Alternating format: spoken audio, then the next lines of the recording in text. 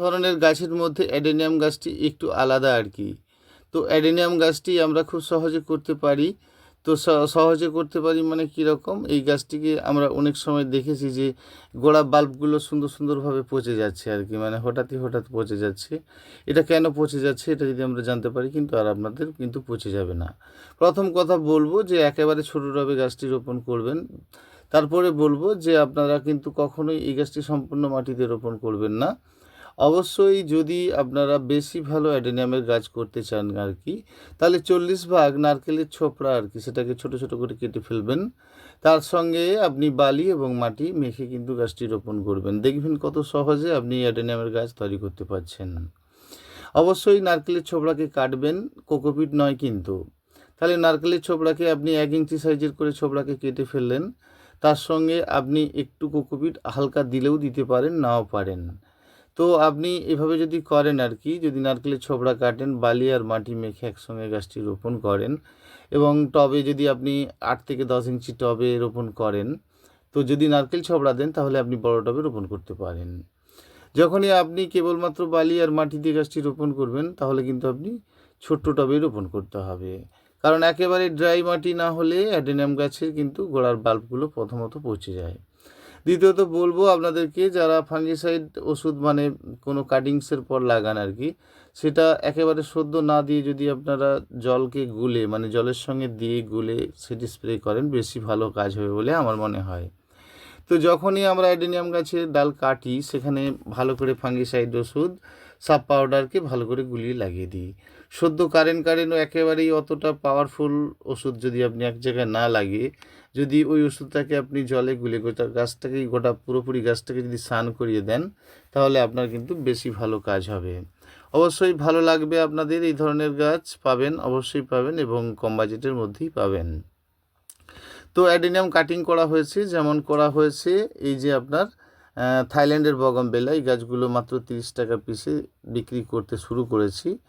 অবশ্যই পাবেন, অনেকগুলো ভ্যারাইটি রয়েছে এর মধ্যে। তো এদের কালার এখন বোঝা যাবে না, মিক্সড কালার, যদি কেউ নিতে চান তাহলে দেওয়া যাবে। অবশ্যই পাবেন, এই গাছগুলো সবেমাত্র বানানো হচ্ছে, দেখতেই পাচ্ছেন ছোট ছোট গাছ বানানো হচ্ছে। তো এই বগনভেলিয়ার গাছ আমাদের যখন ফুল ফুটবে আমরা বুঝে যাই খুব ভালো এবং সুন্দর গাছ।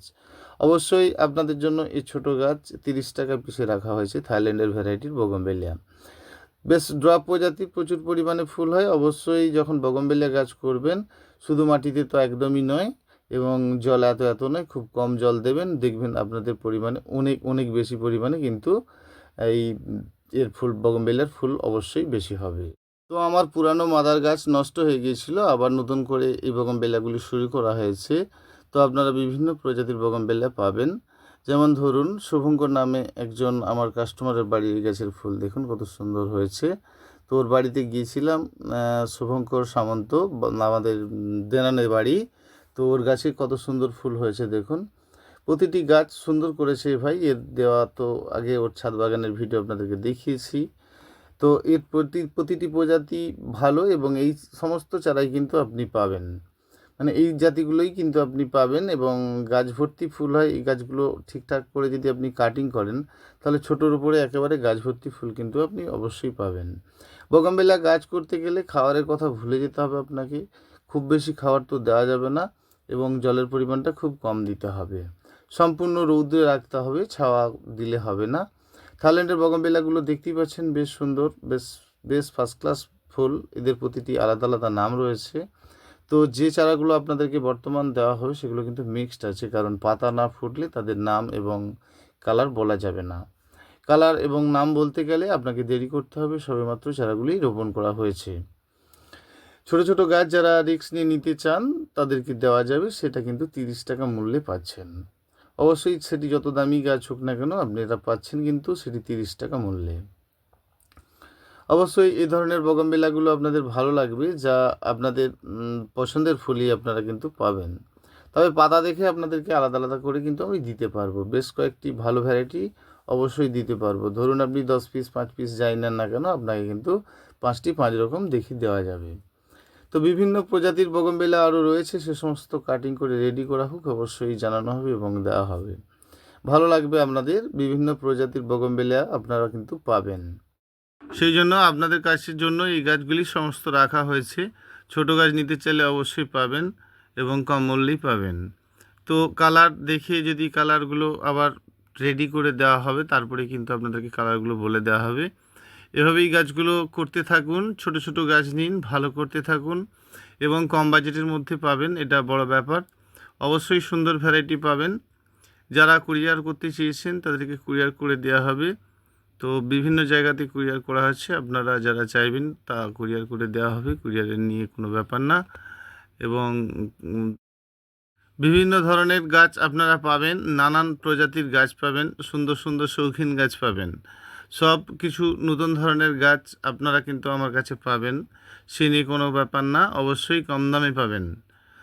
যারা আসতে চেয়েছেন তারা অবশ্যই আসবেন, যারা আসতে পারছেন না তারা অবশ্যই কুরিয়ার করে দেব, কথা বলে নেবেন। সমস্ত ধরনের কিন্তু আপনাদের ব্যবস্থা রয়েছে। অবশ্যই বন্ধুরা, চ্যানেলটি ভালো লেগে থাকলে শেয়ার, সাবস্ক্রাইব, লাইক করবেন।